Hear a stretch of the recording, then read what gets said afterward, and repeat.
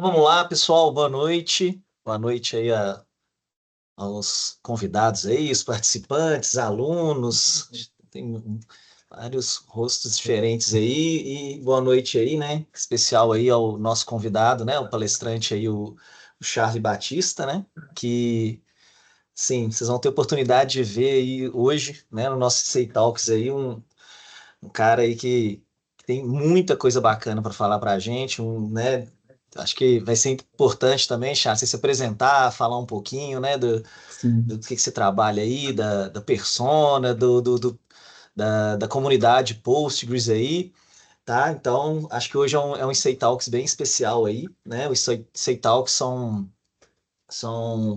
essas conferências, né, do ICEI, que é o Instituto de Ciências Exatas e Informática aqui da PUC Minas, tá? Então, a gente tem palestras muito bacanas aí que acontecem, né, quase toda semana aí aqui no âmbito do ICEI, né? Hoje ela é organizada pelo curso de Ciência da Computação da PUC Minas, tá? Sou coordenador do curso aqui na Unidade Lourdes. E a Unidade Lourdes a gente vai ter dois meses aí muito especiais, que a gente vai ter dois eventos grandes, né? E muito importantes, tá? Para a gente, né? Então, no final do mês aqui, a gente tem no dia 26, né, de outubro agora, a gente tem um evento em parceria com a Google, né? O GDG Fest. Então, assim, com palestrantes muito bacanas também. Então, já estamos aí com a casa cheia aí para o dia 26. E nos dias 8 e 9 de novembro, né, a gente tem aí o PG Conf 2024. E no final da fala aí do Charles, né, que ele vai passar, se apresentar, falar para a gente vai falar um pouquinho também sobre o que é o Conf, o que vai acontecer, e assim, tá recheado, lotado de. Eu tenho até que ver como é que eles vão fazer, porque é tanta gente para falar em 2 dias, eu falo assim, como é que vai ser essa agenda aí, tá? É uma conferência muito importante, é uma conferência mundial, né? O Charles pode até falar, ele participou de edições aí até fora do Brasil recentemente, e é um evento muito grande, né, de mercado. Acho que é uma oportunidade aí muito bacana para a gente encontrar com o pessoal da área, fazer o network. Eu acho que talvez esse seja o mais importante das conferências, né? Mas no final a gente vai Uhum. falar e a gente vai ter sorteio aqui para os presentes para os dois eventos. Então, vamos ficar aí para o final. A gente vai falar aí sobre tecnologia, sobre banco de dados, e no final a gente vai sortear aí cortesias para o GDG Fest, né, do dia 26, e também para o PGCon, para quem tiver presente aí para a gente. Então, acho que hoje a gente tem uma noite aí que vai ser muito bacana, né, com sorteio e com uma fala aí muito bacana do Charlie, né? Eu conheci o Charlie no ano passado, foi no ano passado, não foi? Ou foi 22 ou 23? Foi o ano passado. Ano passado, Foi né? o No ano passado. PGD, então assim, foi também um evento de muito alto nível, né? Que teve aqui também no Lourdes e também lá no Corel. E assim, é uma honra ter o Charlie aqui. O Charlie é assim, ele é reconhecido aí, trabalha, né, numa empresa aí também que acho que ele vai poder contar para a gente aí sobre a persona, sobre toda a trajetória dele aí, né? E sobre como que ele atua aí na comunidade Postgres, né? E falar um pouquinho, acho que vale a pena também falar um pouquinho sobre o Postgres, né? O Sim, SGBD, aí sim. para os alunos aí também. Acho que é difícil não conhecer, né, o pessoal da tecnologia, mas acho que é importante também fazer a apresentação. Então, Charles, muito obrigado mesmo, tá? Por ter aceitado aí esse convite aí para conversar com a gente aqui. E é isso. Aí a gente, né, você pode aí organizar, não sei se o pessoal quiser mandando também mensagem aqui durante a palestra, se você prefere que o pessoal mande no final, não sei aí como que você preferir, você pode falar que a gente vai parando, vai lendo, a gente vai conversando aqui também.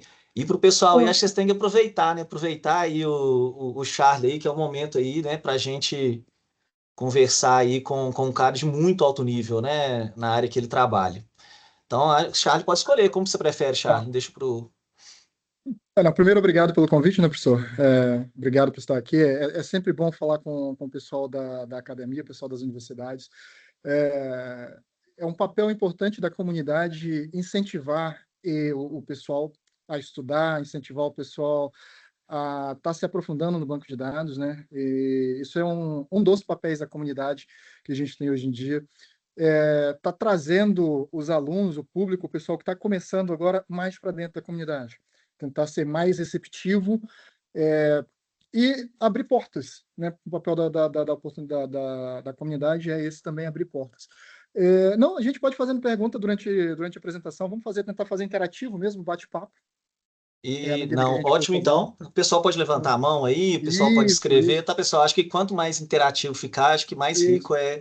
É, E isso aí que você falou das comunidades é importante, né? Eu lembro que o PGD aí, vocês vieram aí e vieram para difundir mesmo, né? Para fazer aí sim. uma.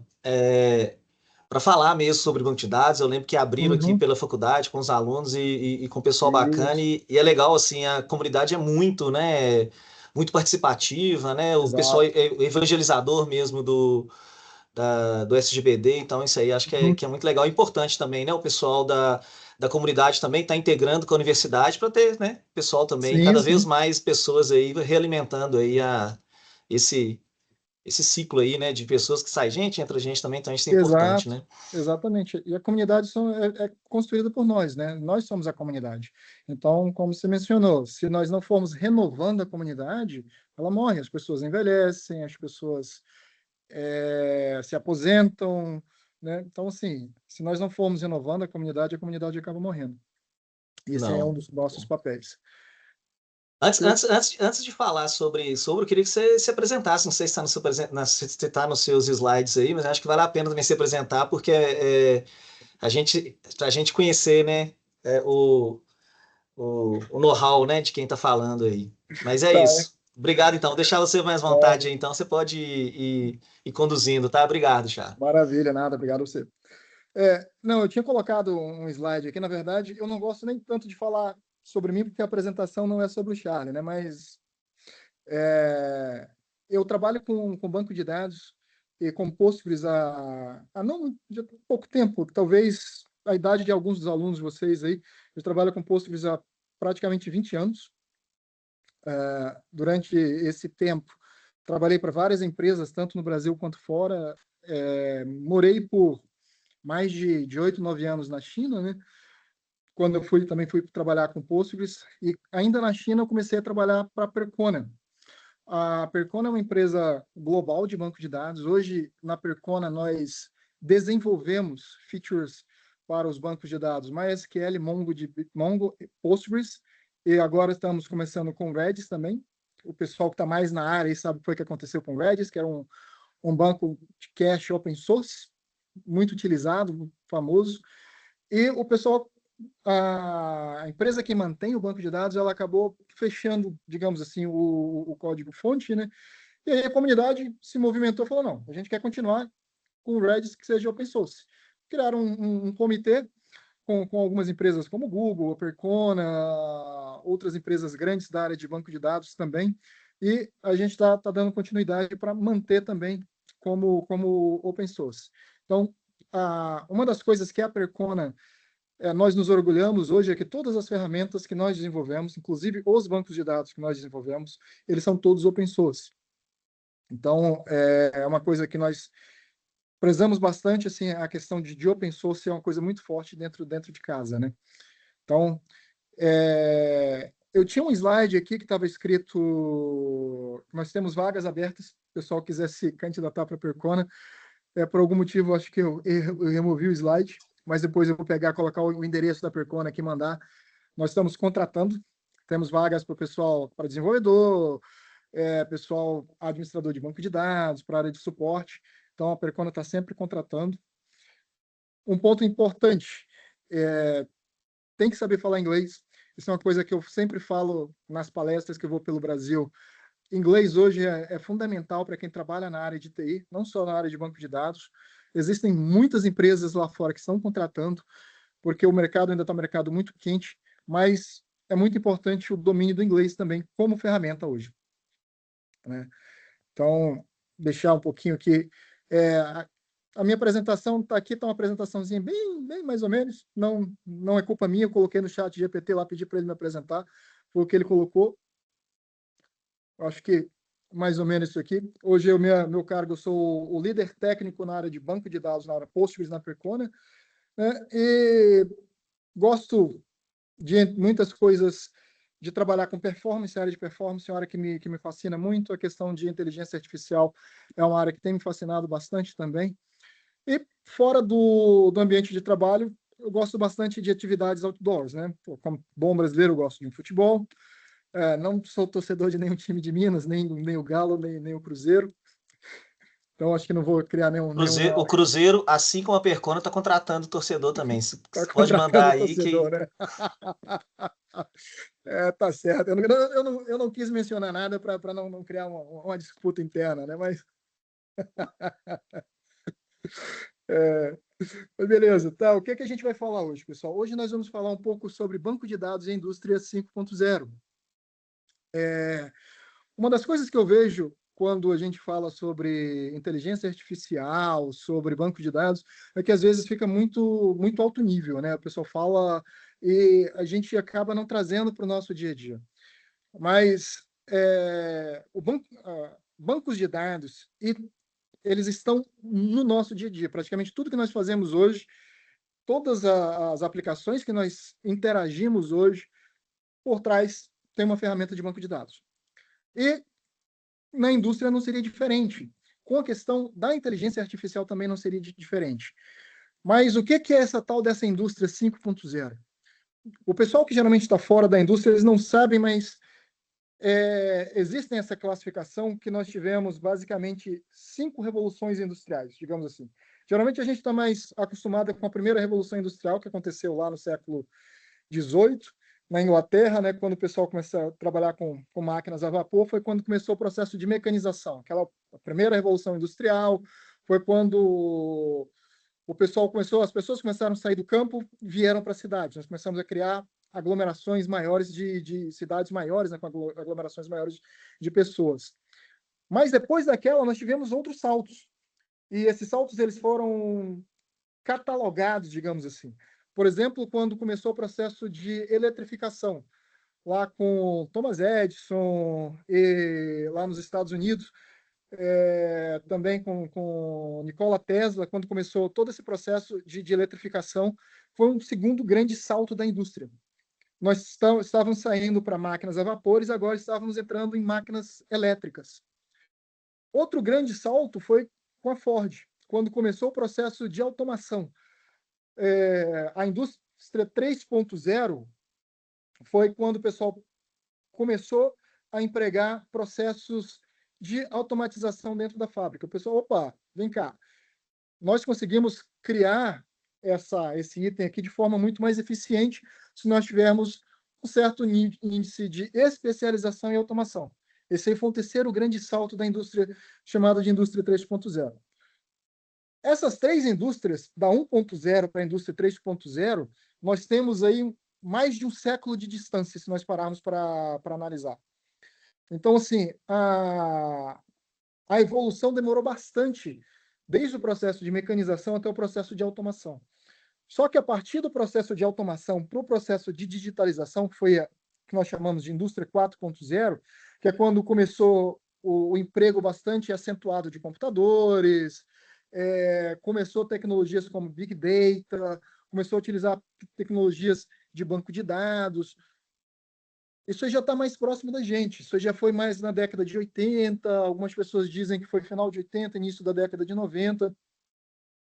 E o processo de automação já foi na década de 60. Então, já teve aí uns 30, 40 anos de distância entre uma e outra. Da digitalização, que é chamada indústria 4.0 para a indústria 5.0, nós já tivemos um salto de temporal muito menor. A indústria 5.0, o pessoal está chamando agora de colaboração humano-máquina, que é onde nós já temos todo esse processo de automação, nós já temos o processo de digitalização, com utilização de robôs, utilização de CLPs, utilização de Big Data, incorporação de inteligência artificial. Esse já é o salto chamado de salto 5.0, já é Revolução Industrial 5.0. Só que se nós formos olhar para o Brasil hoje, muitas das empresas elas estão ainda na indústria 3.0. Outras indústrias elas estão ainda no processo que a gente pode classificar nem no 3.0, no 2.5. Eles não têm nem um processo de automação muito grande. Então, o que isso significa? Isso significa que tem um mercado gigante lá fora, uma gama gigante de empresas que ou elas começam a se modernizar, ou elas eventualmente vão estar fora do mercado. Então, as indústrias elas estão procurando modernização. Isso, principalmente para quem está na universidade hoje, para quem está saindo da universidade, é uma oportunidade muito grande. E compreender essas coisas, entender todo que passou todo esse processo é extremamente importante para a gente tentar nos colocarmos na vanguarda mesmo, porque as pessoas que estão na vanguarda, as empresas que estão na vanguarda, elas são definitivamente empresas que vão estar funcionando amanhã, são empresas do futuro. Então, isso aqui foi só para dar um overview, né, de como vem a questão da indústria. E como eu falei, existem muitos desafios e oportunidades. No salto que nós tivemos lá da indústria 3.0 para a indústria 4.0, onde nós já começamos a ter a questão de coletar uma quantidade muito grande de dados, aí vieram termos como Big Data, dentre outros, né, onde a quantidade de dados já começou a ser massiva para trabalhar, isso já começou a trazer um grande desafio para quem trabalha na área de tecnologia, e principalmente na indústria. Nós temos um volume gigante, um volume massivo de dados. Então, coletar esses dados é um desafio, armazenar e processar de forma eficiente esses dados é um desafio ainda maior. Principalmente porque a maioria das indústrias, como eu falei, elas têm um legado muito grande. Então, existe uma limitação de infraestrutura enorme. E imagina as indústrias, não digo maioria, mas muitas das indústrias no Brasil hoje ainda são indústrias familiares, onde falta uma mão de obra especializada, não só na parte de inteligência artificial, mas mão de obra especializada na parte de tecnologia mesmo. Muitas dessas indústrias, elas sequer têm um sistema automatizado de produção. Então, é um desafio muito grande hoje começar a trazer essas indústrias para o que nós chamamos de salto 5.0. Só que esses desafios eles também geram oportunidades. Então, dentre muitas oportunidades, o que nós temos hoje, quando trabalhando com o processo de modernização dessas indústrias, é a criação de novas tecnologias. Vou citar um exemplo. Aqui, Joinville é uma cidade extremamente industrializada, tem um polo industrial muito forte, tem um polo industrial muito grande. E uma das áreas fortes aqui em Joinville é a área de tecido, que é o nome? Têxtil. A área têxtil, exatamente. A área têxtil é uma área muito forte. E várias das indústrias aqui são indústrias muito grandes, que elas têm um faturamento de centenas de milhões de reais por ano. Só que se nós formos no parque industrial de várias dessas empresas, nós vamos ver que os teares são máquinas extremamente antigas ainda. Elas começaram a ser modernizadas, onde para controlar a produção tem um contador analógico, vai passando o fio lá no tear e é uma roda, literalmente uma roda que vai contando o tamanho do fio e de tempo em tempo vai uma pessoa lá passar com uma planilha de papel, anotar quanto de material foi utilizado, quanto foi produzido, para saber qual que é a produção daquele equipamento. E nós estamos falando de uma indústria, de uma empresa que tem faturamento na casa de centenas de milhões de reais por ano. Então, olha o quão primitivo ainda é esse processo. Então, se nós começarmos a pensar no processo aqui, o que a gente consegue fazer para esse pessoal? Se nós colocarmos alguns sensores ali, nós vamos começar a pensar, a gente consegue automatizar a captação de informação nesse TA. Vamos começar a deixar esse TA um TA mais inteligente. Nós não precisamos nem remover a rodinha analógica, nós podemos colocar um sensor que vai utilizar, verificar quantas vezes essa rodinha vai girar. Basicamente, o que tem dentro do velocímetro, dentro do nosso carro. Utiliza a questão como a gente mede velocidade. A gente consegue calcular distância também.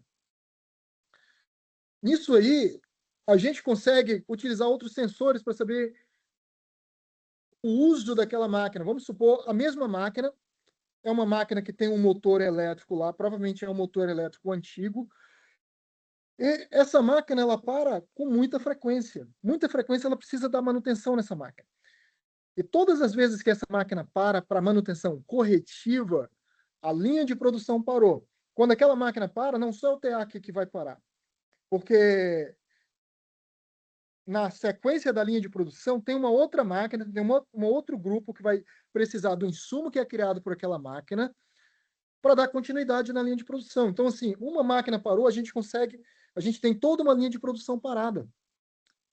Se nós colocarmos alguns sensores ali, o sensor de temperatura no motor, para todas as vezes que aquele motor começasse a aquecer, a gente conseguisse identificar de forma preventiva, mandar um técnico lá para verificar se o motor está com problema, ou então se nós tivéssemos um sensor onde nós identificássemos o consumo de potência. Um motor elétrico, quando ele está começando a ter problema, ele começa a ficar pesado. Isso vai induzir um consumo elétrico maior, ele vai exigir mais potência da rede elétrica. Se a gente conseguir começar a calcular isso aí, que é um sensor extremamente simples de colocar e coletar essa informação, a gente consegue identificar, antes da máquina parar, que está tendo um problema. E a gente consegue fazer uma manutenção preventiva nessa máquina para não parar toda a linha de produção. Então, olha como ações simples a gente começa a modernizar o que nós temos na indústria hoje em dia. Então, E é engraçado, né, Charlie? Porque, assim, claro que a gente sabe que a realidade de algumas empresas realmente é questão financeira, né? E não sim, tem sim, condição. Mas você pega, por exemplo, uma empresa, como você deu exemplo aí, e que tem várias, que a gente conhece várias, e eu conheço aqui de ramo calçadista, conheço ramo de produção sim, de frango, que tem o dinheiro, exato, eles têm a noção que a tecnologia hoje pode favorecer eles muito, mas e tem um gargalo que é tanto de pessoas, né? De ter gente capacitada e ter gente para ir lá trabalhar, para ter gente para acompanhar, para ter gente para desenvolver isso mesmo, né? Então, assim, às vezes a exato. gente fica achando assim, Brasil, o problema é dinheiro, é que lá tem muito dinheiro, mas às vezes não. Às vezes aqui também Não o é. gargalo tá na capacitação das pessoas, gente capacitada para tá lá. Porque eu acho que o empresário de uma empresa desse tamanho tem noção que existe É, tecnologia, que existe as possibilidades, né? Então a gente vê esse gargalo e a gente falta isso também, né? A gente aproximar as empresas, a empresa também vir para dentro das a universidades, as diversidade. empresas também levar a gente a investir em P&D, né? Então acho que isso aí pode ajudar muito, né? Então acho que é engraçado. São necessidades diferentes, são gargalos diferentes, né? Dependendo Exato. das empresas. Não, exatamente. E, na verdade, a maior parte do problema não é nem falta de dinheiro. Eu diria que 75% das vezes não é nem falta de recursos da empresa. É porque não tem um fornecedor confiável, ou, como você bem explicou, bem colocou, mão de obra capacitada para ir lá e propor uma solução eficiente. E Exatamente. a economia que isso traz é gigantesca. Imagina você tem numa fábrica têxtil, como eu expliquei, você tem uma linha de produção que tem ali dezenas, às vezes centenas de pessoas, que vai parar por 1, 2, 3 dias, porque você não conseguiu predizer que um motor estava esquentando. Então, assim, às vezes não dá para conceber essas coisas, porque o custo de manutenção corretiva é muito maior do que o custo de manutenção preventiva. Porque não é só aquele equipamento. Dependendo do equipamento, você para toda a linha de produção. Então, assim, é um custo muito grande. Você não é só as pessoas que vão ficar paradas, você vai atrasar, aí você vai atrasar com teu cliente. Geralmente, essas indústrias elas trabalham com estoque muito reduzido, porque elas não têm uma área, não compensa ter uma área de estoque muito grande. Só que para ter esse estoque reduzido, você tem que ter um giro de mercadoria muito grande. E o que vai fazer com as mercadorias que vão estar chegando? Vai armazenar onde? Então, assim, gera um gargalo muito grande. Né? E aí você pode me perguntar, tá, mas onde é que um banco de dados, e no meu caso, hoje eu vou falar sobre o Postgres, onde é que ele entra nesse papo? Onde é que ele entra nisso tudo? Tudo que eu falei aqui, ó, sobre sensores, automação, aquela coisa toda, todas são dados, informações que a gente tem que coletar e a gente precisa armazenar e processar de forma eficiente em algum lugar. A gente não pode simplesmente coletar essa informação do sensor e jogar fora. Ou não tem como simplesmente trabalhar ali em tempo real e, e, e descartar essa informação. Essa informação ela tem que estar armazenada. E é uma quantidade de informação muito grande. Num equipamento pequeno, aqui no Senai, em Joinville, pessoal, a gente trabalha muito aqui na área de pesquisa, na área de robótica. Então, assim, às vezes, principalmente para a indústria, às vezes um robô de automação ali pequeno, ele tem 150, 200 sensores num robô. Então, olha o quanto de informação que a gente consegue captar desse indivíduo. E se cada sensor desse vai captar um nó de informação por segundo, no robozinho com 100 sensores, são 100 pontos de informação por segundo. 60 segundos são 6.000 pontos de informação por minuto. Imagina isso por hora, por dia, por semana, por mês. Acaba virando um volume de informação gigantesco. Então, ter uma forma confiável, uma forma escalável, é extremamente importante. E aí é o papel do Postgres. O Postgres ele é um banco de dados não apenas relacional, e isso que é fantástico com o Postgres hoje em dia, porque ele cresceu de forma onde ele trabalha extremamente bem no modelo relacional, mas também trabalha de forma muito assim, de forma fantástica com dados não relacionais, dados não estruturados, como JSON, XML para quem ainda trabalha, né? Tem gente que ainda trabalha com XML, dados vetorizados, que é o que está hoje em voga, principalmente com questão de inteligência artificial. E é um banco de dados extremamente modulável, extensível. A gente consegue criar extensões para acomodar o que nós não temos hoje dentro do banco de dados. E é um banco de dados open source, um banco de dados de código aberto, zero custo. Assim, o custo-benefício é muito grande. Então, para a indústria hoje, principalmente para a questão tecnológica, para a questão de R&D, né, de pesquisa e desenvolvimento, é um banco de dados, hoje, na minha opinião, uma escolha muito fácil. Tá, e como é que o Postgres ele se encaixa na questão da inteligência artificial? A questão, como eu falei, ele é um banco extremamente extensível. Tem algumas extensões, e uma que tem se tornado mais famosa hoje em dia, que é a extensão PGVector, para trabalhar com dados vetorizados dentro do banco de dados. Utilizando extensões como PGVector, em alguns casos, PostGIS, que é uma extensão de dados geográfico que dá para utilizar em conjunto com dados vetorizados, a gente consegue criar sistemas preditivos muito eficientes dentro do banco de dados. A gente consegue armazenar um volume de dados gigantesco, coletando, no exemplo que eu dei da questão dos teares aqui, do motor, quando ele começa a ter problema, nós temos os sensores adequados lá dentro daquele equipamento, está coletando os dados, enquanto ele está funcionando corretamente, nós estamos gerando dados para o nosso modelo.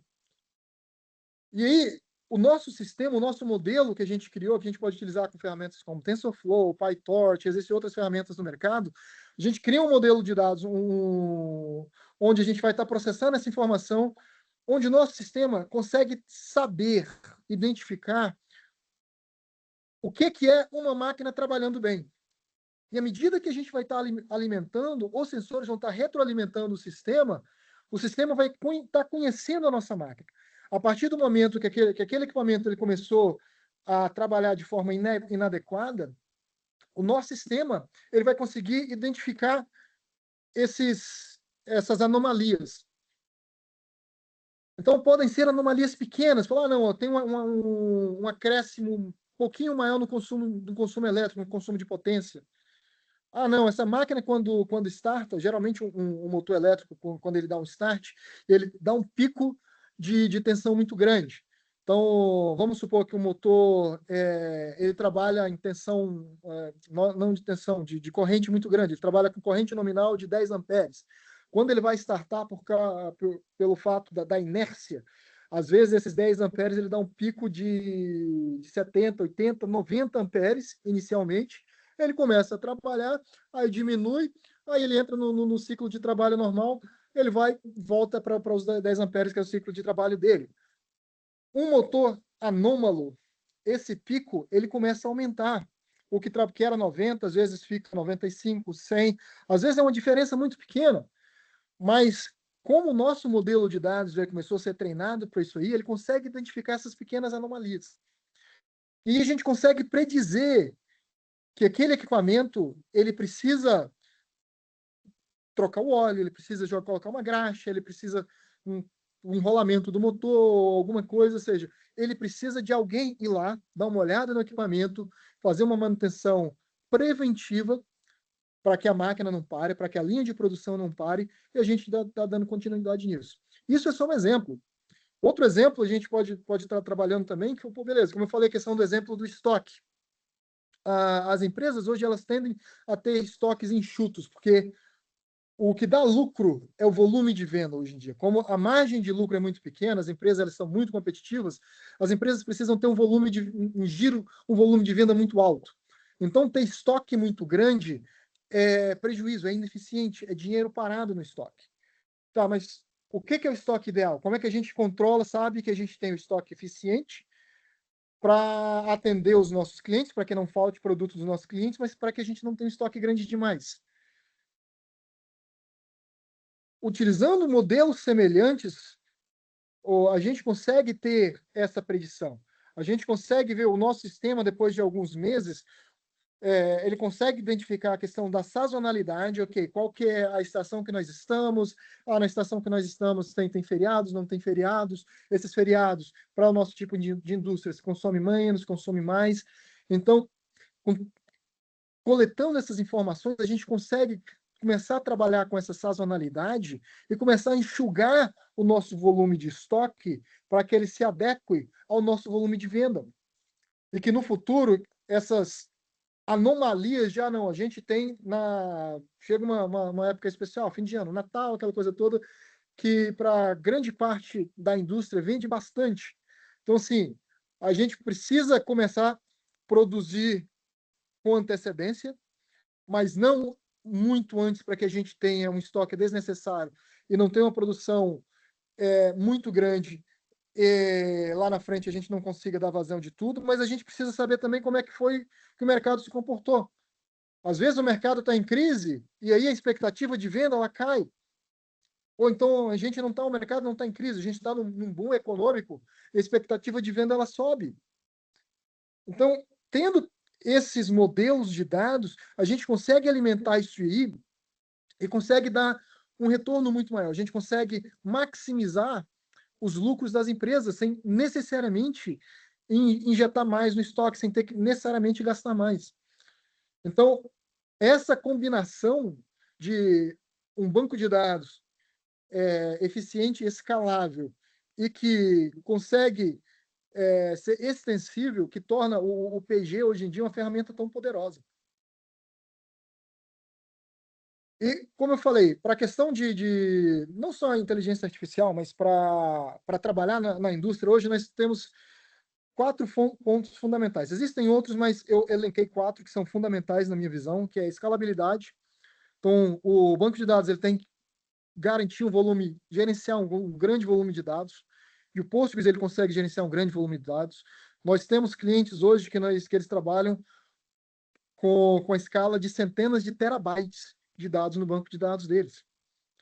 Então, assim, quando a gente chega nesse volume de, não, eu tenho um banco de dados com 200, 300 terabytes de dados, é um volume muito grande. Nós temos clientes que eles já estão chegando, já começando a questionar a questão do petabytes. Eles já estão próximos, já estão se aproximando, beleza. Em alguns bancos de dados deles, eles chegarem com petabytes de informação. É um volume tão grande que às vezes assim fica difícil da gente conceitualizar, né, a questão do quanto de informação que esses caras armazenam. Então, assim, ele tem que ser escalável. Latência, o banco de dados, ele tem que responder de forma rápida. Latência é basicamente o tempo que leva é a demora entre a aplicação requisitar uma informação para o banco de dados e ela receber essa informação de volta do banco de dados. Então, o pessoal geralmente chama isso de performance, de tempo, mas a expressão mais adequada seria latência. Então, assim, minimizar a latência, o tempo de resposta do banco de dados, o tempo total de resposta do banco de dados é extremamente importante. E a gente consegue trabalhar isso de forma muito eficiente dentro do PG. Interoperabilidade, assim, conseguir integrar com outras ferramentas. Como o PG é extremamente extensível, a gente consegue integrar com outros bancos de dados, a gente consegue integrar assim, com as linguagens, tem drivers para todas as linguagens. Hoje nós temos clientes que eles têm o Postgres como banco de dados principal dentro do modelo de negócio deles, mas eles têm outros bancos de dados satélites. Eles têm, por exemplo, o MySQL, que trabalha com a aplicação web deles, alguns outros têm bancos de dados como MongoDB, que trabalham com documentos bem específicos, outros têm bancos de dados de dados temporais, que também trabalham de forma bem específica, e eles conseguem integrar todos esses bancos de dados através de ferramentas dentro do próprio Postgres. Ferramentas, por exemplo, o Postgres tem uma ferramenta chamada de FDW, que são os Foreign Data Wrappers, onde o Postgres consegue abrir uma conexão para esses bancos de dados e a gente consegue fazer uma conexão, uma consulta dentro do próprio Postgres, ele conectar com outro banco de dados, com o MySQL, por exemplo, com o Oracle, ou outro banco de dados qualquer, pegar essas informações dentro desse outro banco de dados, trazer para o Postgres, trabalhar aqui dentro e dar um retorno para a aplicação. A gente só tem que ter um cuidado com isso, porque às vezes essas soluções muito mágicas, elas podem trazer outros desafios, outros problemas no futuro, né? Então, assim, cuidado que a gente tem que tomar, mas são possibilidades. Então, assim, a questão da interoperabilidade com o Postgres hoje é fantástica. A questão da segurança também, um banco de dados extremamente seguro. Existem gargalos, por exemplo, Postgres hoje não tem criptografia transparente nativa no banco de dados. Criptografar dados no Postgres hoje a gente faz a nível do sistema operacional, quem trabalha com Linux, quem trabalha com... Eu acredito que o Windows também tem, não tenho certeza, mas o Linux e Unix a gente consegue criptografar o disco. Mas existem empresas, por exemplo, a Percona, nós estamos desenvolvendo uma extensão de criptografia dentro do banco de dados, que é transparente. Então, ela vai criptografar as tabelas, os índices, os dados dentro do próprio banco de dados, que vai ser em cima independente do sistema operacional. Então, essa é mais uma vantagem do banco ser extremamente extensível. Nós podemos criar ferramentas e estender as funcionalidades que o banco tem. Mas, com relação a privilégios, é extremamente rico. Nós podemos dar privilégios bem específicos para usuários. Nas últimas versões tem melhorado bastante. Então, é um banco extremamente seguro hoje para a indústria. E, falando um pouco dos benefícios, um benefício óbvio é a questão de redução de custos. Como é um banco de dados open source, então não tem custo de licença. E, para quem trabalha na indústria, sabe que custo de licença é um ponto crucial, é um negócio que às vezes dói bastante no bolso das indústrias, principalmente para quem trabalha com banco de dados proprietários. E se tiver um volume de dados muito grande, tiver uma quantidade de CPUs, que a maioria dos bancos de dados, a licença deles é por número de núcleos de CPUs, se tiver um número muito grande, a licença pode chegar aí em vários milhões de dólares por ano. Então, assim, é um custo alto a questão do custo de licença. Então, conseguindo eliminar tudo isso aí, tendo uma solução, uma ferramenta extremamente segura, robusta como o PGE, é um alívio muito grande para as empresas. E, claro, vem toda a questão de melhoria na eficiência operacional, porque pelo fato de ter uma comunidade muito vibrante, de ter várias empresas que dão suporte para o PG, a gente acaba tendo uma documentação muito rica, e é um banco de dados relativamente simples de se manter também. E trazendo essa integração agora com a questão que a gente tem falado, com a questão da IA, ele auxilia muito na tomada de decisão dentro das empresas. O que eu tenho falado que é tomada de decisão baseada em informação, baseada nos dados. A gente acaba minimizando o tempo de tomada de decisão, porque a gente consegue tomar decisão de forma mais rápida, decisões mais precisas, a gente aumenta a acurácia dentro do que a gente está fazendo. Então, são muitos benefícios que a gente acaba tendo com relação ao banco de dados. E aplicações reais. O que a gente consegue fazer hoje na indústria? Eu citei alguns exemplos. Eu estou auxiliando uma startup aqui em Joinville. O pessoal está trabalhando aqui, está desenvolvendo um CLP. O pessoal que não tem não é da área, o CLP é um controlador lógico programável. Em muitas indústrias, esse é o coração da maioria do que é feito dentro do sistema de produção.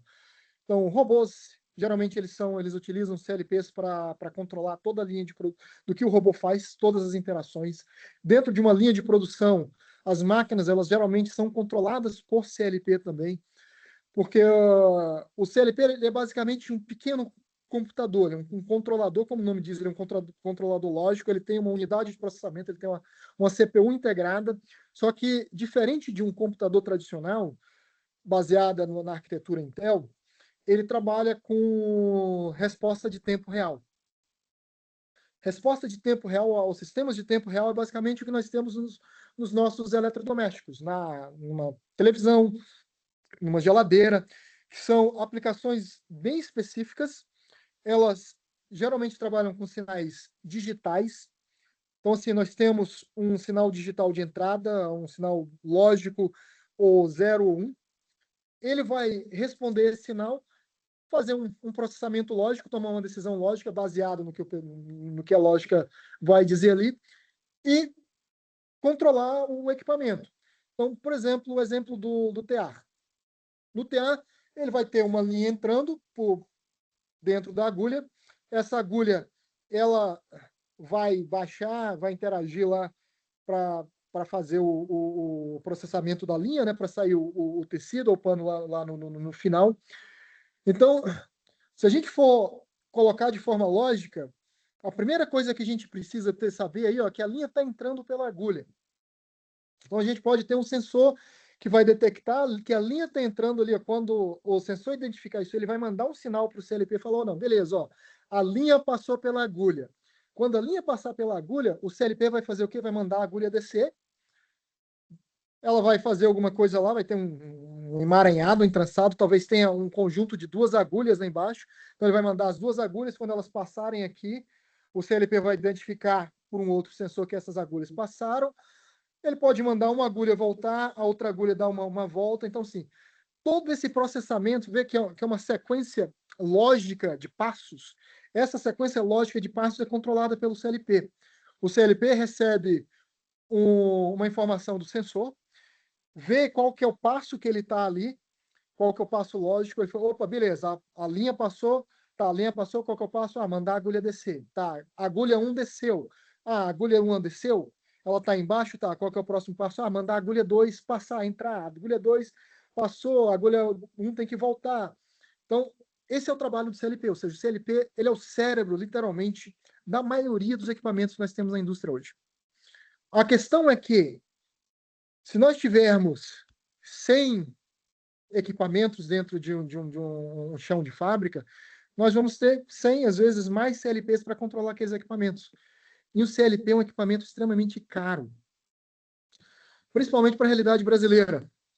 É um CLP bom, um CLP de mercado, aí ele chega na casa dos 10, 20, 30, tem CLPs que chegam a 50 mil reais, às vezes até mais. Então, você imagina, você tem 100 equipamentos lá, que para você controlar, para que eles funcionarem, só de CLP você está gastando ali 5 milhões de reais. Então, é um custo muito alto. E outro problema é que esses CLPs que nós temos de mercado hoje, eles não têm uma integração nativa com o processo de coleta de dados. Eles trabalham de forma isolada. A grande maioria deles vai automatizar aquele equipamento, aquele robô, e acabou, ponto. Nós não vamos ter informação de retorno de sensores, se você tem problema, se não tem problema. Claro que se ele tiver um problema, ele vai fazer a máquina parar, ele consegue ter uma resposta para o problema da máquina lá, mas nós não temos, cada máquina está isolada num silo. Então, a startup que o pessoal tá trabalhando aqui hoje, o projeto deles é criar um CLP para a realidade brasileira, um CLP de custo menor, um CLP acessível, um CLP industrial, que não adianta ser um equipamento que não dê vazão. E esse equipamento, esse CLP, ele já vinha pensado na questão da integração com sensores, na questão do processo de automação da fábrica em si, não apenas do equipamento, que é o que justamente a indústria 5.0 está trazendo, é extrapolar a máquina e fazer essa interface máquina-humano, máquina-homem. Então, o pessoal percebeu essa deficiência e aí eles estão desenvolvendo isso aí. E um dos cores, dos corações de todo esse projeto, além, claro, do CLP, é justamente o banco de dados. Então, assim, ó, toda essa coleta dos dados, dos sensores que vai ser feito para monitoramento vai ser injetado dentro de um banco de dados Postgres, vai estar abastecendo um banco de dados Postgres. Isso aí vai estar gerando um histórico gigantesco de informação, onde vai ter um modelo de dados processado utilizando técnicas de inteligência artificial. E para fazer essa predição de como o chão de fábrica ele está atuando. Não só de que se o equipamento ele tem um problema, não, o equipamento, o exemplo do TA, o motor está superaquecendo. Não, se o motor está superaquecendo, às vezes não tem técnico ou não tem peça para resolver o problema agora. Nós temos que fazer o pedido daquela peça, vai levar uma semana para chegar. Só que, como está andando da forma como está, se a gente continuar trabalhando da máquina da mesma forma, daqui 2, 3 dias, essa máquina ela vai literalmente parar, ela vai dar problema e vai entrar em curto. O que o sistema ele pode fazer?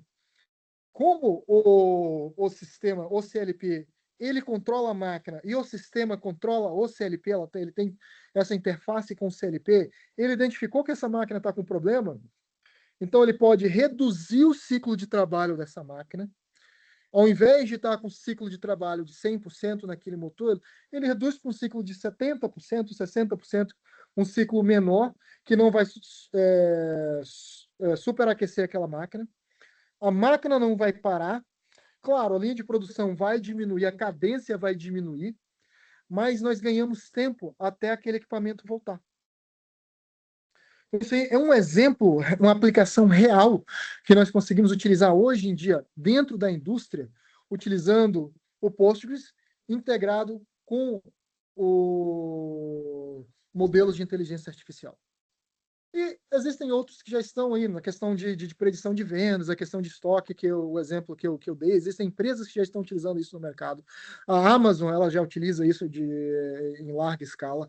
Lá na China, empresas como Alibaba, Tencent, outras várias empresas elas utilizam isso também em larga escala. Então, são aplicações, são coisas reais que nós temos no dia a dia hoje. A gente vem falando... Para estoque, igual você falou, né? Uhum. Lançar uma Sim. campanha agressiva, porque eu quero esgotar esse estoque, vai chegar outras Exato. coisas, já entendendo. Ou o contrário, vai faltar, vou jogar o preço lá em cima e vou colocar outras coisas. Então, assim, Exato. essa questão é muito legal, né? Essa questão de você ter, né? Essa integração, né? No caso da Uhum. indústria, mais ainda por causa dos controladores, integrado com o Exato. banco, com a IA, e já mandando a resposta para a própria uma máquina para ela comportar diferente, é Exato. muito interessante.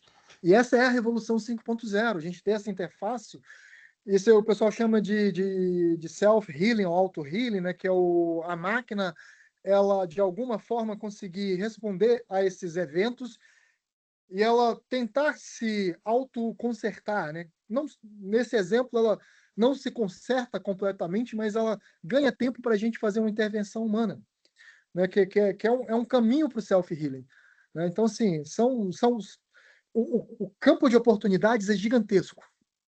É gigantesco. E aí, onde a gente entra, que eu estou chegando para o final, para o papel da universidade. Então, assim, a gente falou da indústria, a gente falou do banco de dados, mas nós que estamos direto em contato com o meio acadêmico, com o meio universitário, qual que é o papel da universidade hoje? A universidade tem um papel fundamental na era da indústria 5.0, que é justamente a formação desses profissionais, formação de profissionais multidisciplinares, o fomento à inovação e pesquisa dentro da universidade, a universidade ter empresas júnior, a universidade ter, fomentar centros de pesquisa, a indústria fomentar os centros de pesquisa dentro da universidade. Infelizmente, no Brasil, acontece muito pouco. Se a gente tivesse mais, a gente teria uma indústria muito mais forte, muito mais preparada, muito mais capacitada, mas a indústria brasileira ainda não percebeu que o caminho é fomentar a educação, o que é uma pena, né? Mas a gente está tentando abrir os olhos do pessoal. Então, preparar essa colaboração e com tudo isso é promoção da sustentabilidade, né? Da questão da responsabilidade social. A universidade tem uma responsabilidade social muito grande, que é inserir os alunos que estão, muitas vezes, alunos que vêm de uma classe social mais menos favorecida, alunos que vêm de uma área menos favorecida. A universidade ela tem essa responsabilidade de tentar integrar todo mundo, tentar juntar todo esse pessoal, promovendo a sustentabilidade e encaixando, colocando essas pessoas dentro da indústria hoje em dia, né? Então, assim, o papel da universidade é muito grande. E existem algumas habilidades críticas para a indústria 5.0 que a universidade consegue apoiar de forma espetacular hoje, de uma forma muito boa, que é a questão de formar profissionais capazes de lidar com dados em larga escala. Então, assim, focar, beleza, tá, vamos ensinar os nossos alunos a trabalhar com banco de dados, mas vamos tentar dar desafios para ele para sair do convencional. Muitas vezes na universidade hoje nós queremos ensinar muitas ferramentas. Ah, não, vamos ensinar o aluno a trabalhar com 4, 5, 10 bancos de dados diferentes e acaba sendo muito superficial. Ele passa por cima, ele vê, ele tem uma noção, mas aí quando chega dentro da indústria, o cara chega lá e começa a trabalhar com um banco de dados com volume de dados gigantesco e acaba se perdendo no início e até ele começar a se acostumar é desafiador. Então, se nós tivermos, começar a trabalhar com desafios, como eu falei, criar empresas júnior, criar centros de pesquisa, e a própria universidade ela consegue começar a captar informações do que acontece do meio acadêmico, da própria empresa júnior, para começar a se autoalimentar, alimentar os seus próprios bancos de dados. E a partir de determinado momento, ter uma massa de dados maior. Promover a questão também dos alunos começar a trabalhar com análise de dados em tempo real. Isso é uma coisa que eu vejo muito, principalmente nos cursos de exatas, nos cursos de engenharia, de ciência da computação. No início dos cursos, o pessoal tem disciplinas, principalmente as disciplinas voltadas à matemática. A maioria dos alunos, eles entortam um pouco o nariz, porque eles não veem muito futuro nessas disciplinas. Cara, não, para que eu estou estudando cálculo, cara? Para que eu preciso saber séries? Ah, não, estou estudando séries de Taylor, séries de Maclaurin, para que eu preciso saber esses negócios? Aí o indivíduo começa a trabalhar com inteligência artificial, ele vê que muito do que a gente faz hoje é fundamentado nisso aí. Muito do que a gente faz hoje, a questão do banco de dados vetoriais, saber trabalhar com vetores multidimensionais, que basicamente é álgebra, e depois álgebra aplicada no cálculo. Então, assim, é um conhecimento fundamental, mas às vezes a gente não consegue passar para os alunos a aplicabilidade daquilo que a gente está explicando, a aplicabilidade daquele conhecimento.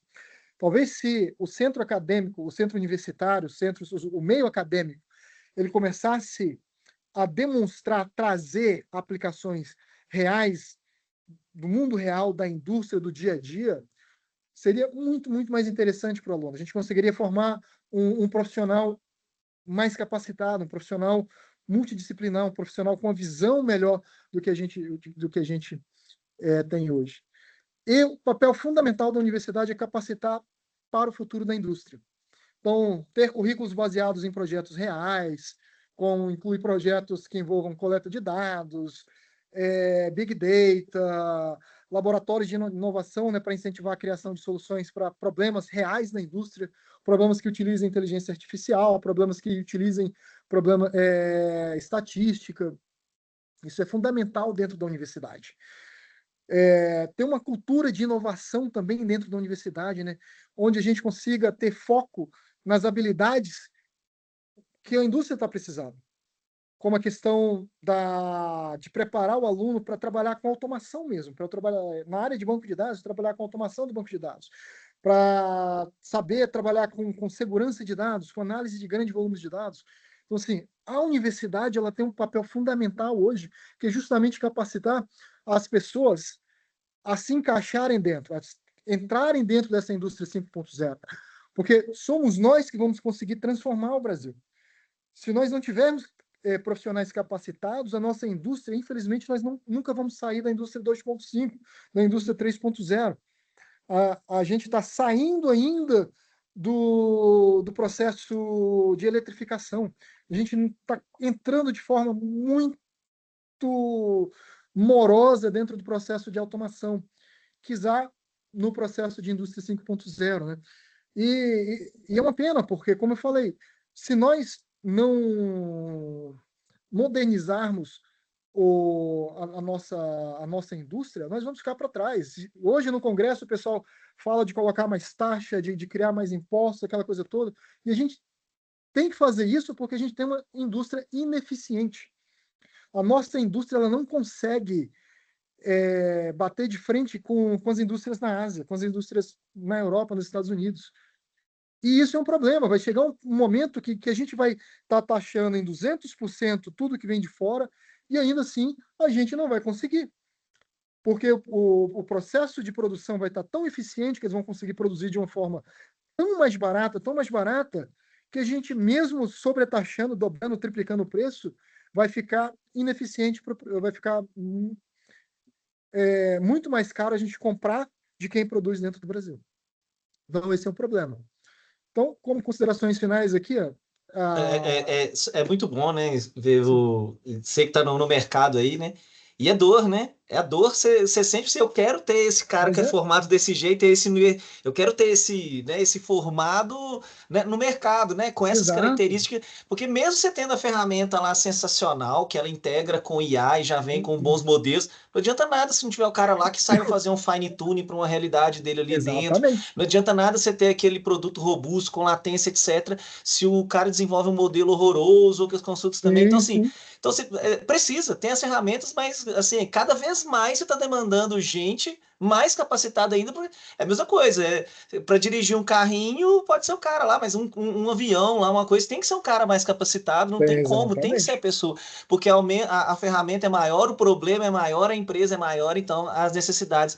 E é muito legal, e assim, aqui, né, até trazendo um pouquinho, a gente entra muito nisso aí, então eu achei legal você falando sobre a base lá de matemática. Então, quando a gente entra aqui no curso, né, especificamente aqui do nosso Ciência da Computação, mas todos, né, Uhum. os cursos aqui da PUC, a gente tem uma preocupação muito essa questão de mercado, a gente está desenvolvendo um novo currículo junto com empresas, tudo. Sim, Então, a gente pega uma base forte, o aluno, início do curso, é dia inteiro na faculdade, cálculo e programação né, sim, sim. e tudo isso tudo.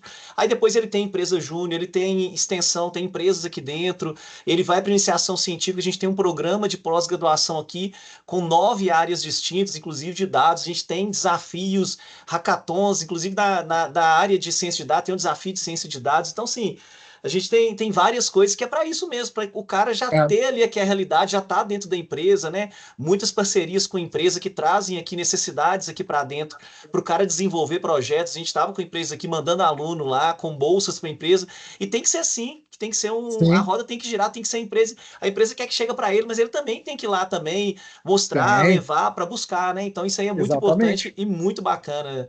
Então, assim, vai muito de encontro com o que a gente pensa também. Então, é É, muito legal isso aí que você colocou da universidade, como deve ser, né, baseado em projetos e junto sim, com a sim. empresa, e cada vez mais está precisando, é isso mesmo.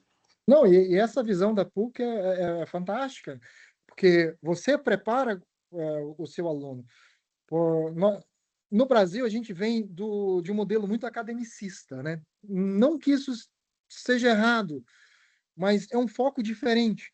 É, nós precisamos ter os dois focos. Nós precisamos ter o foco acadêmico na pesquisa, para quem quer continuar na pesquisa, mas a universidade ela também tem que ter esse preparo para quem quer o foco na indústria, para quem tem o foco no mercado de trabalho. Porque por mais que a pesquisa ela é extremamente importante, é uma área muito limitada. Nós temos um campo limitado no que eu digo na questão de quantidade que ela consegue absorver. A indústria consegue absorver uma quantidade muito maior de pessoas hoje, e a indústria tem uma demanda muito maior, muito grande hoje, de um aluno capacitado, de um aluno que já consiga sair dentro da universidade com um certo grau de experiência, não de experiência, mas de engajamento dentro da tecnologia que ela está utilizando. Mas é legal, né? Depois, assim, vale Uhum. até a pena a gente mostrar algumas questões, porque tem aqui uma questão muito interessante, que é a pesquisa aplicada, junto, inclusive, com empresas. Então, assim, isso é Sim, muito legal. E não é aquela sim. pesquisa, vai depois trabalhar também na faculdade, não. Não é. E a pesquisa também, que ela vai especializar o cara em uma área que ele vai para a indústria. Então, assim, Exato, quando as exato. pessoas entram aqui em iniciação científica, vai trabalhar com pesquisa, eu acho que a maioria vai para o mercado porque especializa ou a pesquisa é aplicada em um problema de mercado. Isso aí também é. Então, assim, acaba que a gente tem uma visão, às vezes, da pesquisa, que a pesquisa é para né, para um determinado, vou ficar lá tentando inventar É, coisas, descobrir. E não é, a pesquisa é aplicada. Então, é muito interessante. E aqui a gente sim. consegue levar isso, e o pessoal hoje tem ido muito para a parte de iniciação científica por causa dessa pesquisa aplicada. Não é para descobrir coisa, né? É para aplicar isso em contextos com ferramentas e ver melhores resultados, ver melhores caminhos, né, Sim, para sim. isso. Então, isso aí é muito interessante também. Não, isso é fundamental, principalmente na área das ciências aplicadas, né? Que é a área da engenharia, as ciências da computação, que são áreas da área, como o próprio nome diz, elas literalmente são aplicadas, né? Não são áreas de ciência pura, como áreas da matemática, vários segmentos da Uhum. física, que são literalmente ciência pura, que você estuda a ciência pelo desenvolvimento da ciência em si, né? Então, assim, as áreas de ciência aplicadas, como as engenharias, é fundamental nós termos isso que vocês estão fazendo. E para o pessoal que está procurando, o pessoal que não entrou na universidade, que está pesquisando universidades, né? Para o pessoal que vai fazer vestibular, é extremamente importante saber as instituições que têm esse diferencial, que aplicam isso aí, que capacitam o formando, para que quando ele sair de dentro da universidade, ele não seja uma pessoa que vai sair completamente perdida, deslocada no mercado, não tem um direcionamento vocacional, que é extremamente importante também, porque às vezes você entra dentro da área de ciência da computação. Ah, não, ciência da computação, tá, eu vou trabalhar com o quê? É uma área gigante. Você pode trabalhar com programação, você pode trabalhar com banco de dados, você pode trabalhar com análise de dados, você pode trabalhar na área de rede, você pode trabalhar com segurança. E dentro da área de pesquisa aplicada, você consegue também dar um direcionamento vocacional para aquela pessoa. Às vezes a pessoa entra dentro da universidade com um pensamento, fala, não, vou entrar dentro da área de ciência da computação porque eu gosto de trabalhar com programação. Aí ele começa a trabalhar lá, ele vê que, pô, não é programação, não é aquele negócio, um negócio meio chato, ele vê e se depara com a área de redes, acha sensacional dentro da pesquisa que ele está fazendo e já tem uma vocação. Então, assim, são coisas muito importantes que a universidade, ela tem propiciar. E é muito importante a gente mostrar que a universidade, ela também está preocupada com isso, né? E é muito legal vocês dentro da PUC tá fazendo esse trabalho. É um trabalho, assim, fundamental hoje em dia dentro das universidades. Bom, o pessoal tá gostando, ó. Tá pedindo seus slides aí, ó. Vou disponibilizar para eles analisar com calma depois. Tô pedindo no Vamos sim, chat aqui. vamos sim. E nas minhas considerações finais, é que eu falei, né, que a IA e o Postgres, elas hoje são chave fundamental na indústria 5.0. Não tem como, assim, não vejo como a indústria 5.0 andar sem IA, e Postgres hoje é uma ferramenta fundamental dentro da área de inteligência artificial, por tudo que tem sido feito, pelas ferramentas que tem. Então, a gente tem uma expectativa muito grande das novas tecnologias de bancos, né? E incentivar as indústrias a começarem a integração dela de fato, saindo Hoje, como eu falei, nós vamos ter indústrias que elas vão sair ali do processo de industrialização 3.0 e dar um salto gigante, do 3.0 para 5.0. É um salto necessário, mas não necessariamente é um salto fácil. Então, nós estarmos preparados para ajudar esse pessoal a dar esse salto é fundamental. Incentivar, claro, incentivar com treinamento, com capacitação, com educação mesmo, assim, levando o pessoal, conscientização de que é necessário, que às vezes o proprietário da indústria, muitas vezes, principalmente das indústrias familiares, como ela vem funcionando, a indústria está ali há 100 anos, 150 anos, e sempre funcionou da mesma forma, às vezes ele vê o processo de modernização como custo e não como investimento. E o interessante é que, muitas vezes, principalmente quando você tem um parque grande, às vezes você tem 20 máquinas dentro do seu parque industrial. Daquelas 20 máquinas, você tem 15 máquinas que estão funcionando muito bem, dão uma produtividade ali de 80%. E você tem 5 máquinas que te dão uma produtividade de 20%, 30%. Como a quantidade de máquinas que tem uma produtividade menor é baixa, você acaba não percebendo que você tem uma produtividade razoável. E, às vezes, parando completamente aquelas 5 máquinas, você tem um lucro maior do que tendo todas elas em funcionamento. E modernizando o parque, talvez a indústria consiga dobrar o lucro, não necessariamente a produção, mas o lucro, porque você vai estar produzindo mais de forma mais eficiente, logo a sua produção vai ficar mais barata. Você consegue dobrar o lucro sem aumentar o custo de valor de mercado. E não é perceptível porque não tem automação, não tem essa integração que a gente tem. Então, assim, essa conscientização, começar a trabalhar, começar a preparar o pessoal para isso aí, são pontos fundamentais e hoje é uma demanda que a gente tem muito grande e a tendência é crescer, né? E é isso. O pessoal tem perguntas?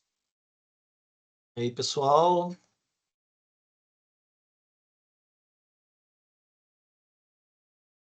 Pô, muito legal. Depois a gente tem que ver uma forma de deixar para eles aqui os slides, tá? Tô vendo, já são 8h10, quase voou as horas, né? Sinal que foi bom quando é assim, mas Deixa eu fazer o é, seguinte, eu vou baixar, deixa eu fazer o download. Deixa eu parar de compartilhar aqui, porque eu vou baixar ele. a gente pode baixar e depois, assim, depois Eu te eu mando, até. Você me manda, eu coloco lá também mando. no Instagram nosso lá da Ciência da Computação, link para o pessoal encontrar o slide. E, enfim. E agora a gente vai fazer aqui a Priscila agradecendo aí pelo conhecimento. Não sei se o Charles está vendo aí o chat aí, o pessoal tá comentando aí. Pessoal, eu vou compartilhar também a minha tela aqui. Acho que eu nem vou ver vocês agora, não. Mas o que eu quero mostrar aqui? Vocês estão vendo a minha tela?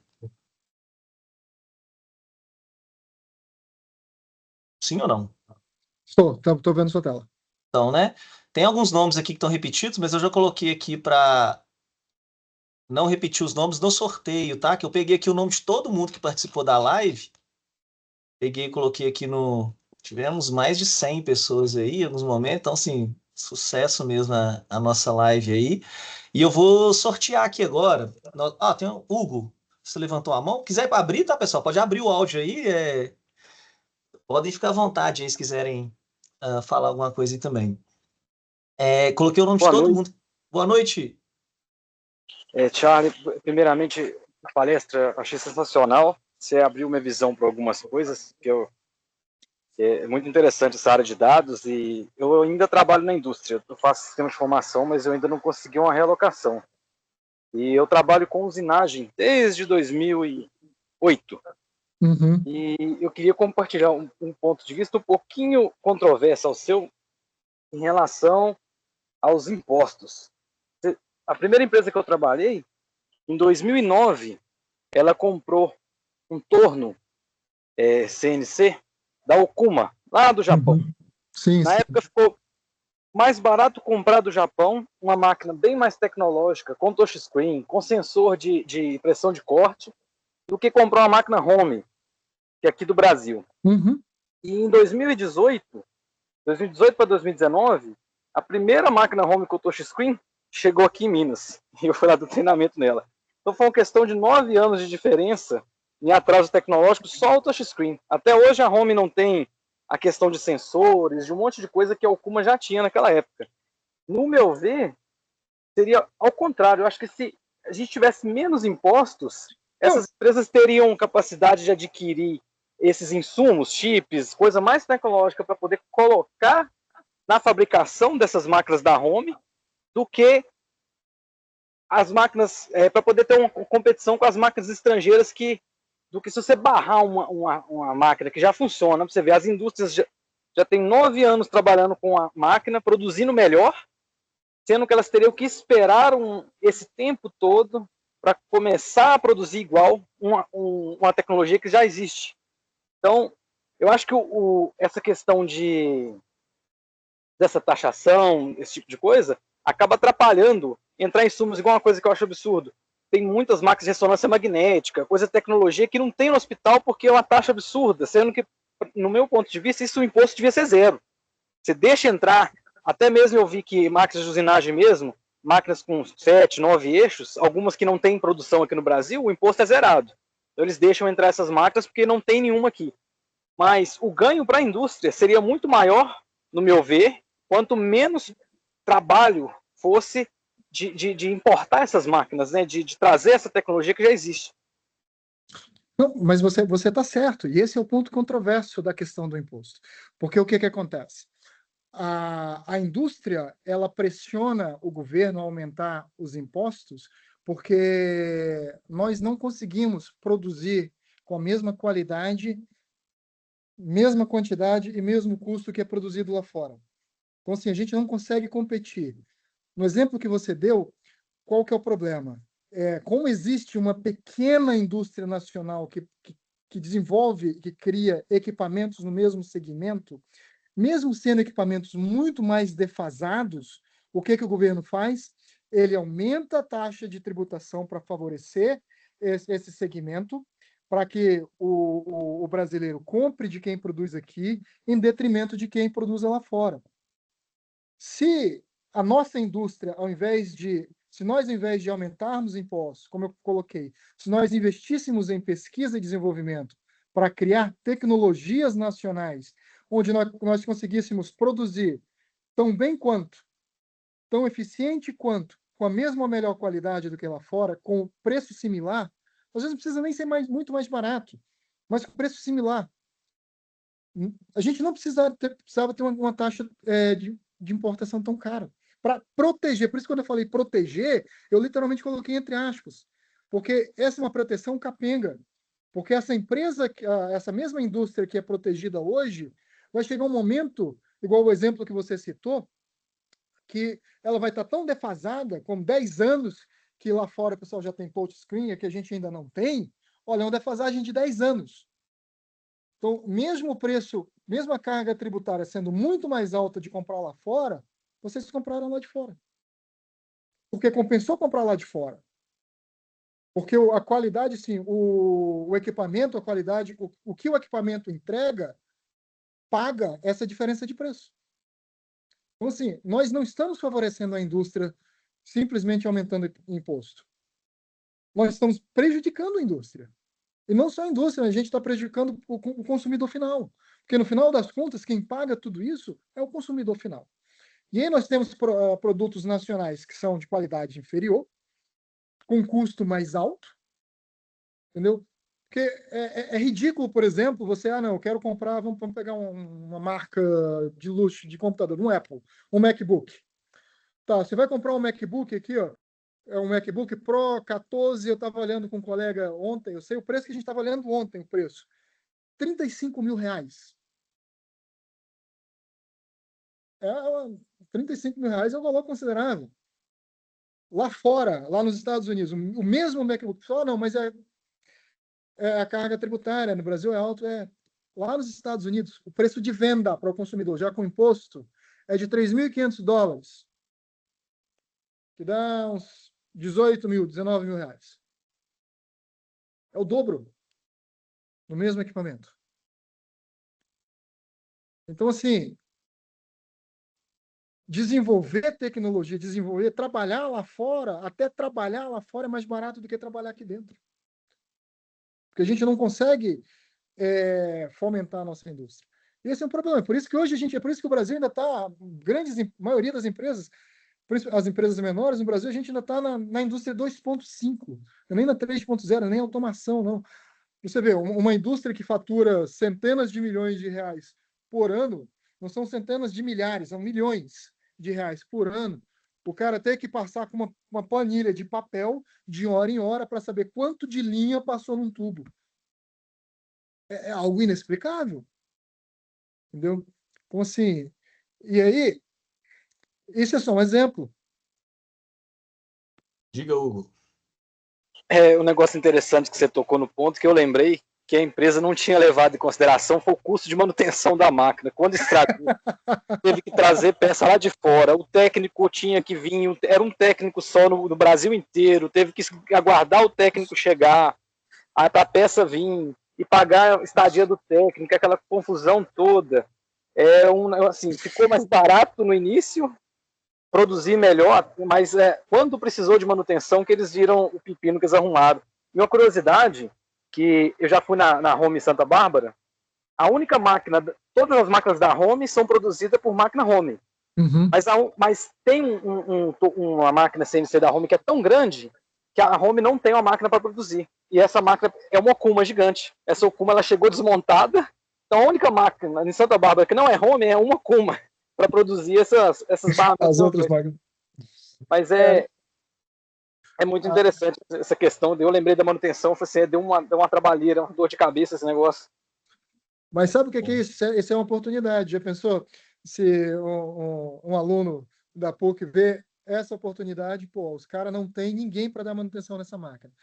Vamos fazer o seguinte, vamos entrar em contato com o fabricante, ver uma parceria com o pessoal, como o mercado está crescendo. Não, vamos fazer uma parceria.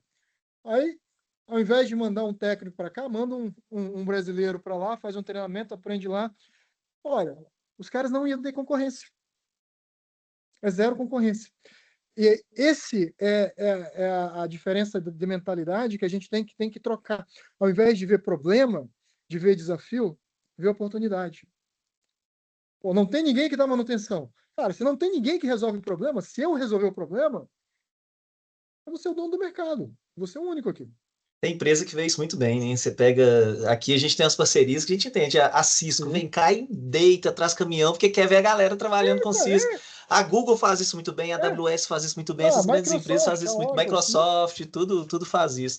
Pessoal, vocês estão vendo aí que o Charlie aí é bom de resenha, tudo. A gente tá ficando mais tarde. Hoje é ruim que tá remoto, né, Charlie? Mas eu acho que dia 8, 9, a gente pode combinar, acaba o evento, vai tomar uma cerveja e falar de tecnologia, acho que isso é importante, né? Aí agora, Shakiri, oi, diga. Não, só uma correção, são dias 7 e 8. 7 e 8, desculpa. Eu posso 7 fazer e o meu merchan rapidinho aqui? Claro, eu queria até que você falasse também, não sei se você vai falar do PG Conf. Do PG Conf mesmo. Eu queria, eu estava até compartilhando aqui a tela, mas queria mesmo que você falasse aí, mostrasse. E assim, pessoal, se você conseguir falar a trilha aí que vai ter aqui, então assim, é sensacional o evento, gente. Então assim, a gente tá disputado aqui os ingressos, viu, Charlie, as cortesias lá pro evento. Mas vai lá, mostra o pessoal aí a oportunidade aí pra gente. Isso. Vai ser 7 e 8, né, na PUC, como todos sabemos aí. Eu, primeiro, gostaria de agradecer demais a PUC por estar recebendo a gente. Se não fosse a PUC, não teria a PG Conf esse ano. Então, assim, muito obrigado mesmo, pessoal, por estar recebendo a gente. Assim, parceria fantástica que a gente está tendo com a PUC.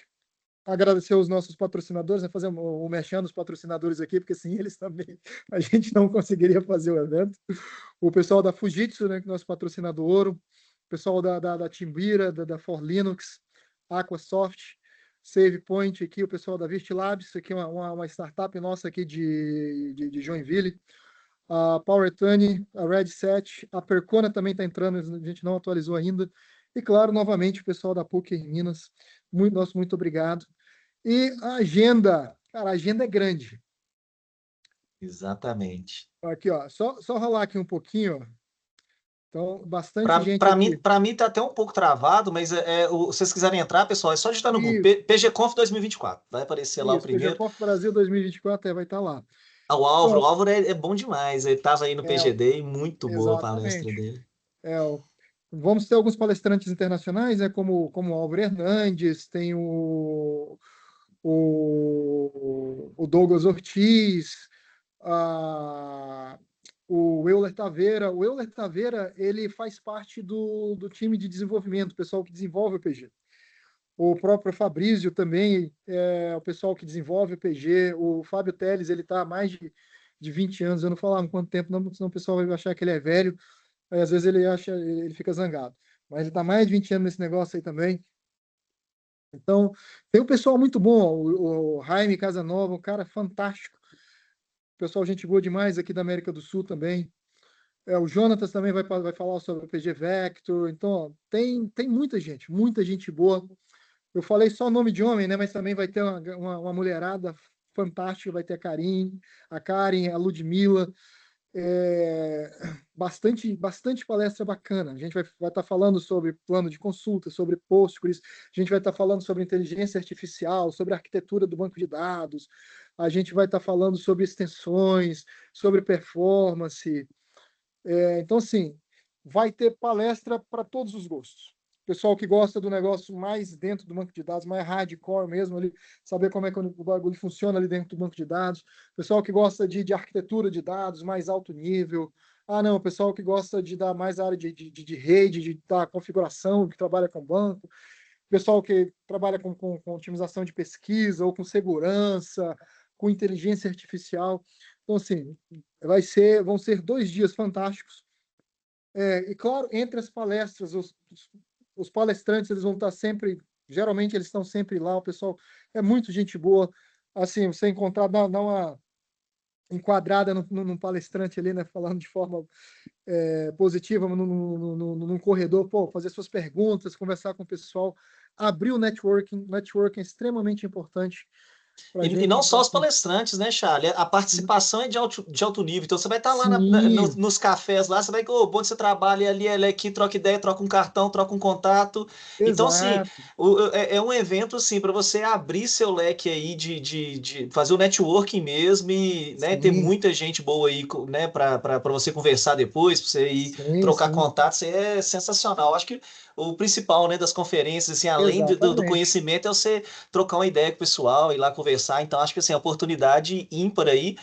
E tem inscrição lá, né, para o pessoal aí também. Acho que Exato, tem esqueci exatamente. Não, e como você falou, essa questão do networking, geralmente as grandes empresas elas estão representadas. Então você vai lá, vai ter gente da Microsoft, vai ter pessoal do Google, pessoal da AWS. Hoje em dia a própria Oracle tá envolvida com Postgres. Então as grandes empresas elas geralmente estão representadas nesses eventos. Então você assim distribuir seu cartãozinho de visitas, receber, bater um papo com o pessoal. e se ainda não está na área, acho que é um bom start aí também, né? Uma boa oportunidade É, para ir lá, ver coisa nova, ver o que existe aí, o que tá acontecendo aí, né? É exatamente. importante. Exatamente. Muito bom, muito bom. Acho que esse evento aí, a gente está conversando aqui também, tem o pessoal dos professores aqui querendo participar também, querendo ir lá, porque é uma oportunidade de ver coisa nova, conhecer a empresa, né, fazer Sim, parcerias, sim. isso é importante.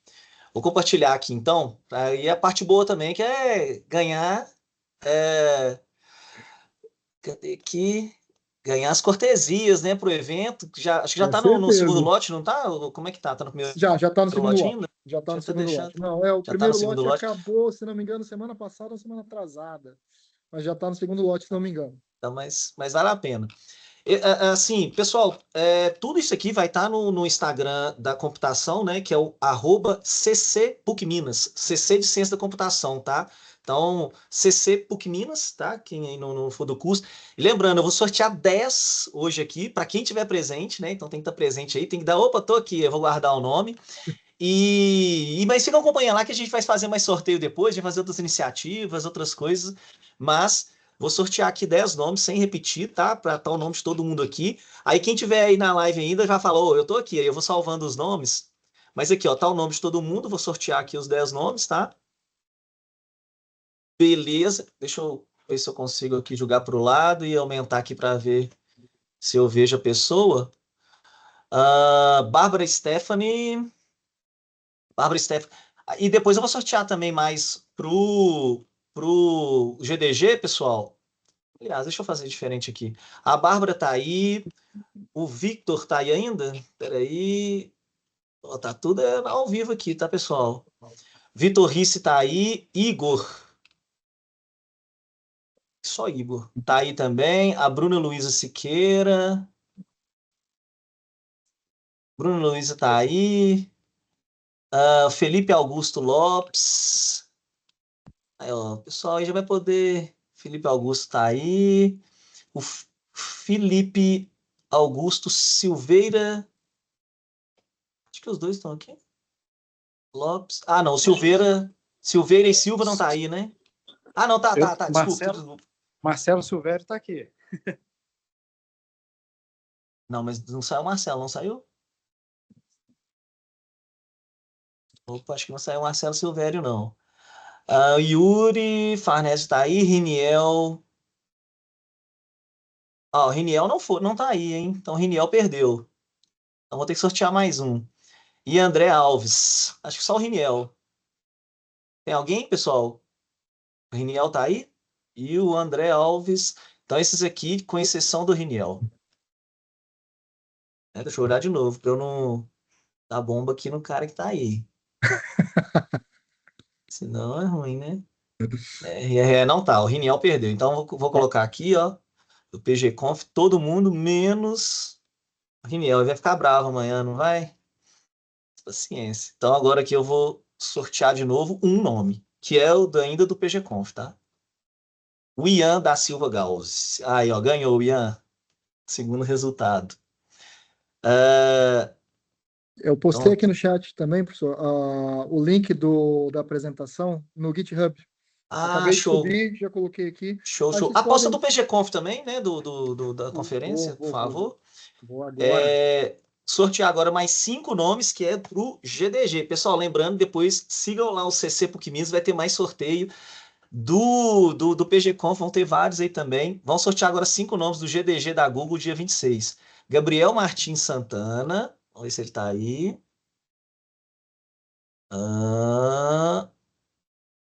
Gabriel Martins Santana não tá. Rômulo Ferraz Chaves. Também não tá. Beatriz, ó, o pessoal do GDG tá perdendo, hein? Deixa eu pegar aqui.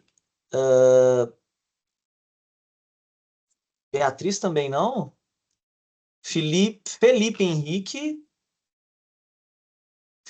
Oliveira Diniz e Priscila Braga. Priscila tá aí? Priscila Lopes. Aí, ó, Priscila, foi bom, ela participou, mandou aí no chat. Parabéns, Priscila, aí, ó, viu? Valeu você ter participado. Já falou, opa, tô aqui. E ela participou, mandou aí comentários. Então, 3, né? O Gabriel, tá aí algum desses? Gabriel, Rômulo e Beatriz, nenhum tá, né? Beatriz não tá. Nem Gabriel, FG, nem o Gabriel e nem o Rômulo. Então, vão mais 3 aqui, ó.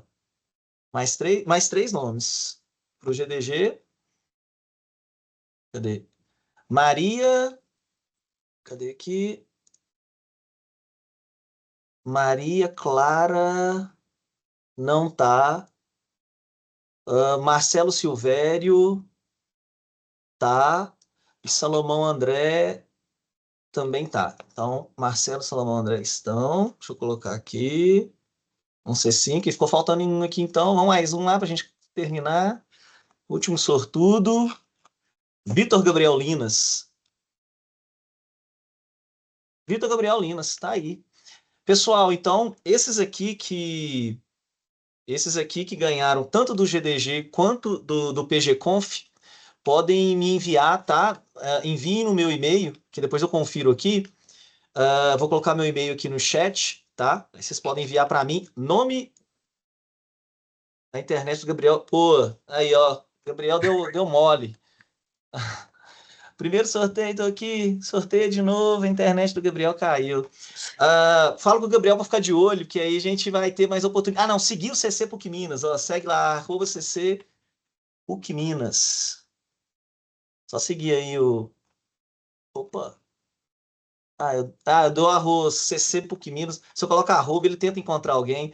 Mas o meu e-mail, pessoal, é danielcapanema@pucminas.br. Vocês mandam para mim falando só, eu ganhei ingresso aí para o PGConf, ou eu ganhei ingresso aí para o GDG. Aí eu vou conferir nessa lista aqui, aí vocês mandam nome e e-mail lá para mim, tá?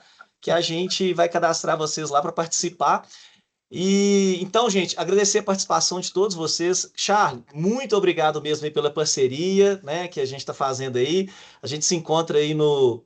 Pode ser aí, danielcapanema@pucminas.br, no e-mail da PUC, tá? Pode mandar aí para mim. Então, Charles, obrigado mesmo, tá? Acho que